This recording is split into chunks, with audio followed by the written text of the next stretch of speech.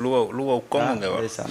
mais xam nga bu fekkoon nag mise à jour nañ ma mën ci ànd ak yow ci débat bi mais yow instant bi da nga may néewal doole mais yàlla baax na jërëjëf doyen Samba ci rappel boobu jëm ci wàllum tàggat yaram donc xam naa moom yor bi ci wàllu sport lay wax match Sénégal Égypte bi duñ ci duggaat parce que sport bi doy na donc dañuy avancer Moussa nga andil ñu yéenekaay bi di révélation quotidien doyen Samba moom dafa ñëw ci graves accusations contre la presse le CDEPS annonce une plainte contre Cheikh Bara Ndiaye donc loolu dafay ñëw rek ci sortie bi nga xam ne Cheikh Bara Ndiaye doyen Samba def na ko keroog ci dossier bu Farba Ngom ci téléphone bi nga xam ne fekkoon nañ ko ci cellule am ay mbir yuñ ci révélé le ministre de la justice wax ci ay mbir yoo xam ni yu doy waar la ay journalistes yoo xam ne doon nañ jokkonteek ñoom ci kaso bi ngir ay mbir donc Cheikh Bara tuddoon ay tur wala boog waxoon ay en tout cas révélation ci jëmale ko ci presse bi ñi nga xam ne ñoom ñoo ŋànk en tout cas kuréel googu di CDEPS ñoom nee nañ dañuy plainte ki nga xam ni moo di le député Cheikh Bara Ndiaye doyen Samba. ndeysaan suñ mbokku taskatu xibaar yi. Domoha nee nañu léegi Taribo West. waaw pasteur la. waaw am na ci ku ma ne Chris Waddle parrain am la woon quoi. tu vois Chris Waddle. donc waa léegi yow nga ne waa CDEPS dañoo porté plainte. Cheikh Bara Ndiaye. Cheikh Bara Ndiaye.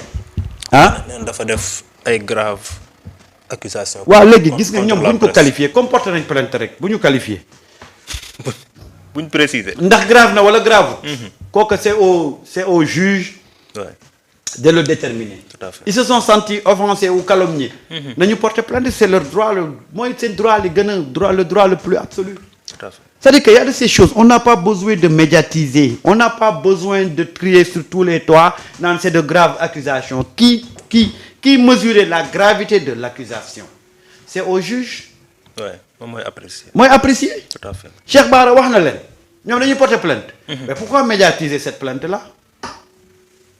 Hein? Oui. Il faut pas qu'il nous refasse le coup de l'autre là qui avait dit que Cheikh Bara dana ko dégg Cheikh Bara va m'entendre je vais porter plainte fan la mujjee. fenn. ah kenn gisagu ko. ba tey yéen kay da ngeen porter plainte. dem leen tranquillement ngeen porter plainte ok ñu continuer.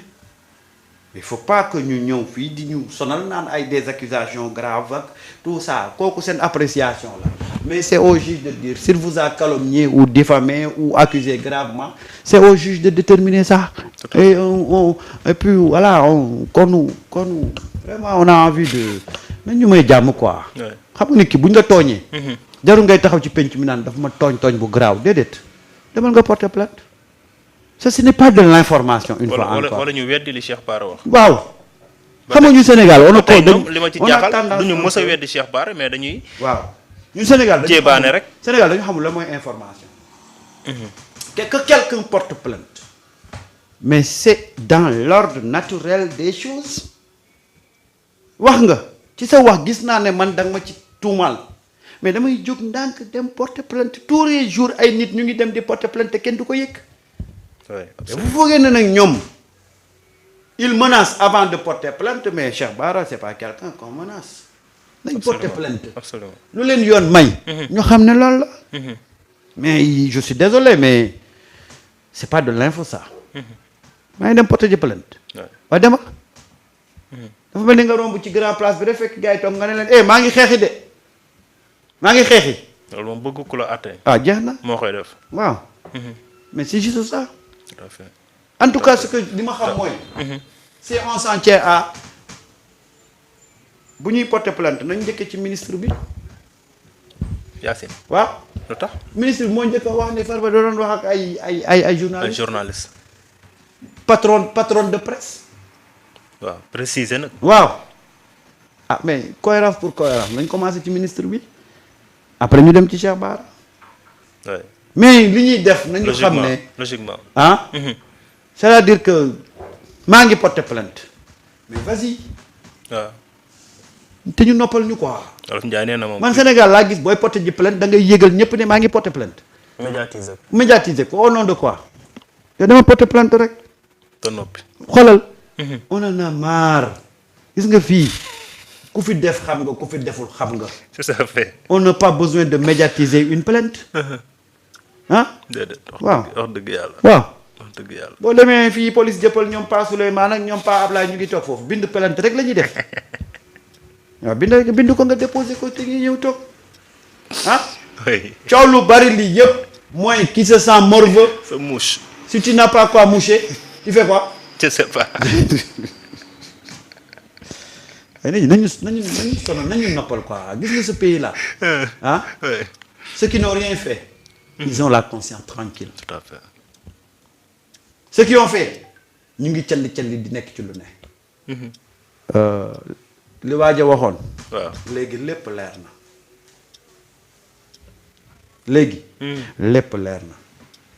lépp leer na. waaw maanaam. ñi fi nekkoon au nom de leur profession ou de quoi que ce soit doon waapa jiiba ah. ak ñi doon jiiba waapa ñëpp danañ feeñ. ñëpp feeñ nañ. il pense que nag maintenant si c'est créer une affaire.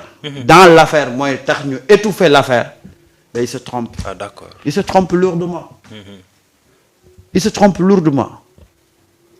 c'est ça aujourd'hui le danger de pays boo xam ne genn wàll gi c'est-à-dire que lu ñuy wax dañu nekk ci benn éveil de conscience très avancé parce que dootoo leen mënati manipuler. tey c'est le déclin des manipulateurs.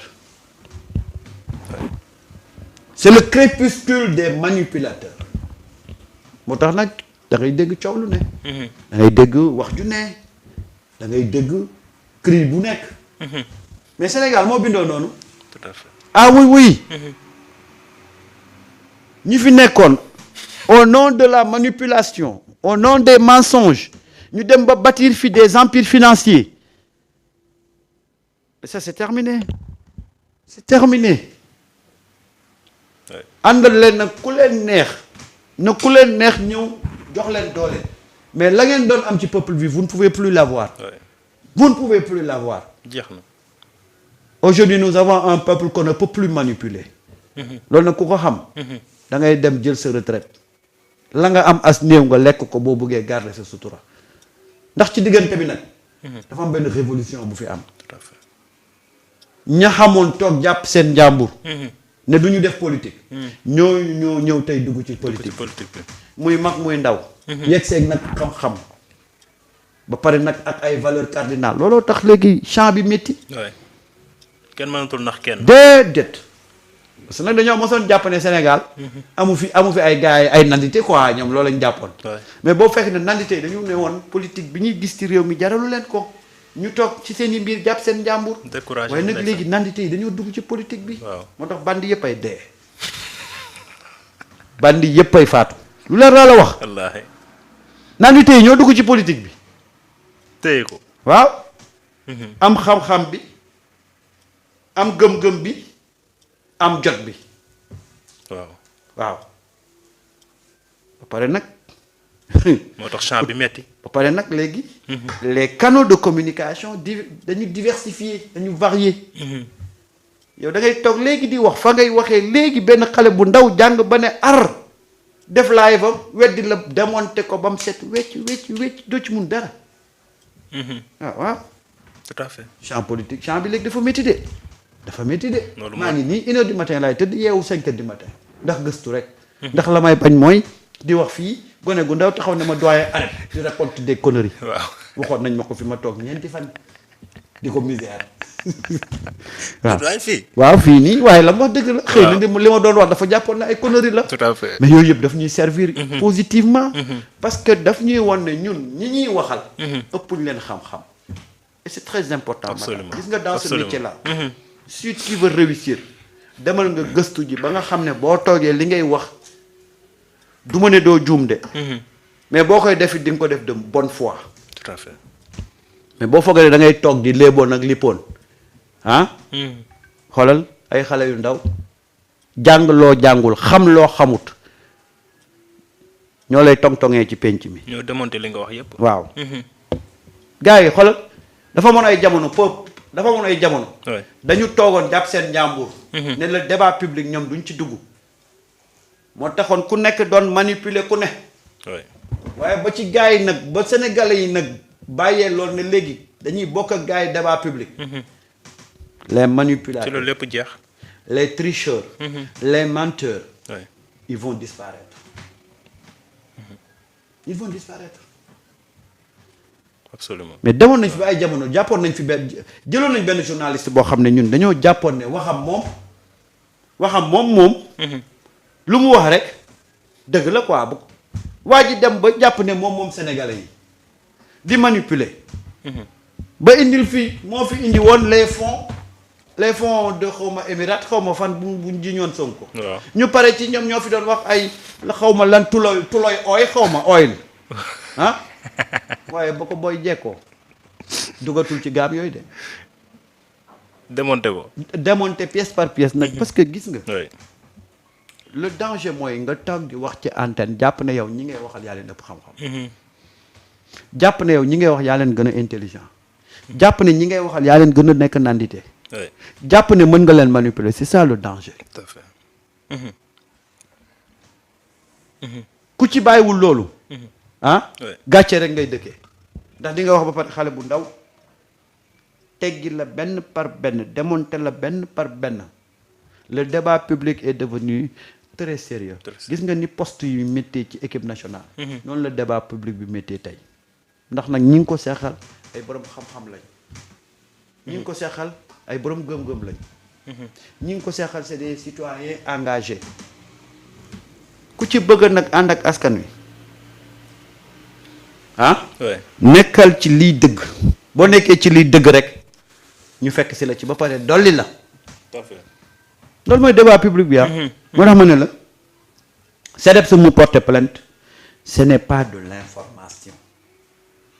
am nañ droit porter plainte parce que gis nañ ne tey Cheikh Bara wax na wax joo xam ne tegginewul wala du dëgg ci ñoom nañu porter plainte. waaw. il faut pas qu'il en fasse une affaire jusqu'à étouffer les affaires yi nekk fii xam nga nag dama lay xamal benn affaire.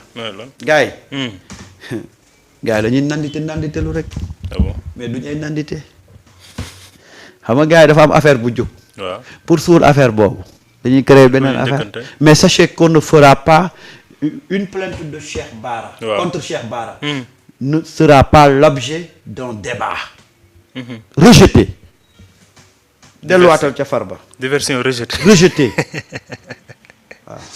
ah mais Cheikh Bara nag bu demee ba nii journée sans presse bi Farba moo ko kii woon tamit il faut waa CDEPS yëngatu. waaw mais wane waaw seen bopp non dañu porter plainte. wane seen bopp. nañu porter plainte. mais ils auront l'occasion de démentir ce qu'il dit. waaw surtout ça c'est le plus important. c'est le plus important. waaw man loolu sax lay xaar ci ñoom. voilà jeex na ñu génn démentir ko. il faut pas en faire un débat. c'est pas un débat. waaw. Cheikh Bara ñoom la waxal. waaw. waaw ñoom nañu dem fi ñu xam ne boo fa demee di nga mën a am dëgg. waaw. ñun xam nga lu ñu ñor. ah.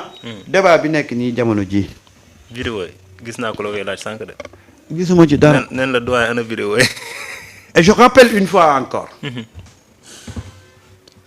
que Farba démb le procureur da koo déglu. waaw. bàyyi ko mu dem. moom il s'agit pas de. moom la quotidien bi di wax. waaw il s'agit pas.